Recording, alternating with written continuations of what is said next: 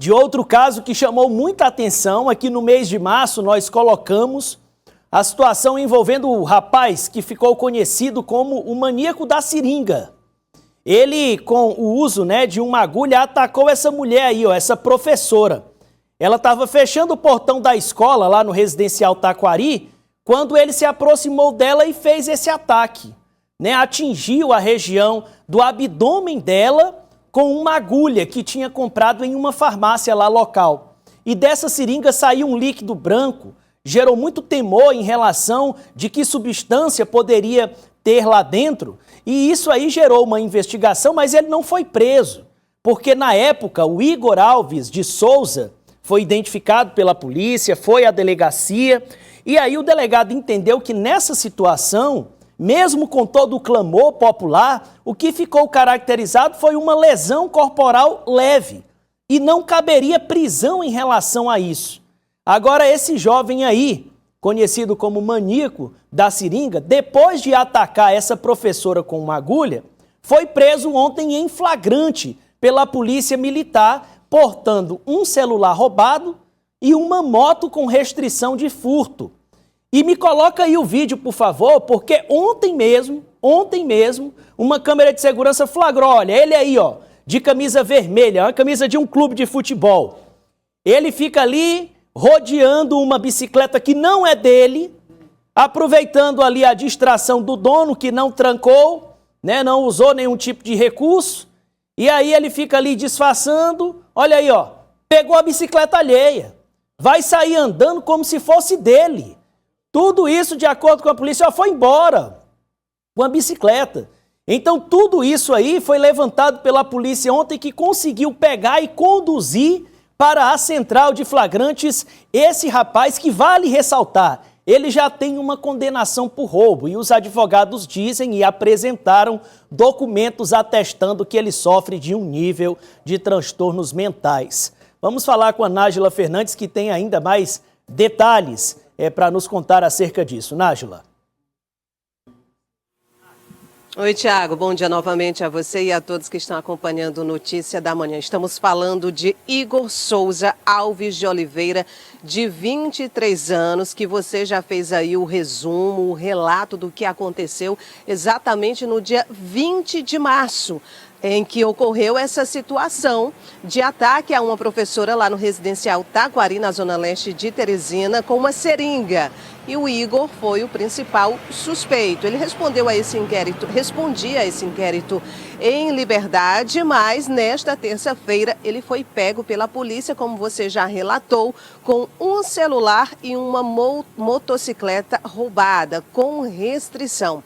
O Igor tem 23 anos e essa situação de agora, essa prisão de ontem, Tiago, acontece exatamente um mês após a questão da seringa, a situação da seringa, não é?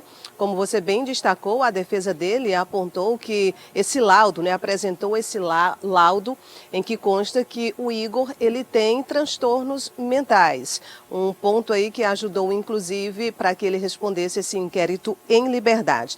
Mas de acordo com informações apuradas pela nossa produção, que indicam, inclusive, que o suspeito foi autuado por receptação por conta da moto que tinha restrição e também por roubo, porque o Igor estava com um celular tomado de assalto. Após a prisão, ele foi encaminhado até a central de flagrantes. Lembrando um pouquinho mais desse caso em que ele atacou essa professora com a seringa, Tiago, foi exatamente no conjunto Taquari, no bairro Vale Quem Tem, zona leste de Teresina. A gente lembra, inclusive, que nossas equipes de reportagens estiveram lá no local, inclusive no mesmo dia em que a situação aconteceu, foi registrada, conversou com populares, com moradores, até porque a escola ela fica numa região bem povoada, de muitas residências, e o relato desses moradores era de medo, não é? Eles estavam amedrontados com a situação, porque não foi só a professora que foi atacada, houve um outro relato também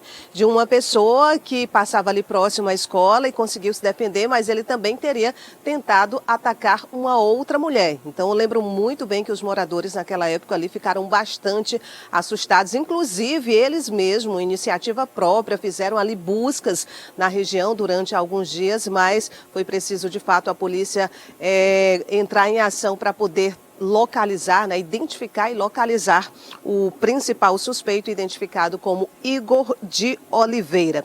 Aí, Tiago, ele foi submetido, lógico, a exames, que inclusive, repito, foi constatado que ele sofre de problemas, transtornos mentais, passou por exames, inclusive, para saber, não se ele tinha algum tipo de doença sexualmente transmissível, doença infecciosa, como HIV, sífilis, por exemplo, porque não se sabia de fato o que tinha ali, o conteúdo daquela seringa. Falou-se muito num líquido branco, a própria roupa da professora que foi atacada ficou manchada, ficou suja, mas pelo fato de não saber o que tinha ali dentro daquela seringa, ele também passou por exames para saber se tinha alguma doença infecciosa. A professora também passou por exames, Tiago, mas de acordo com o próprio Instituto de Medicina Legal, o IML, houve a necessidade de repetir os exames e pediram mais 30 dias.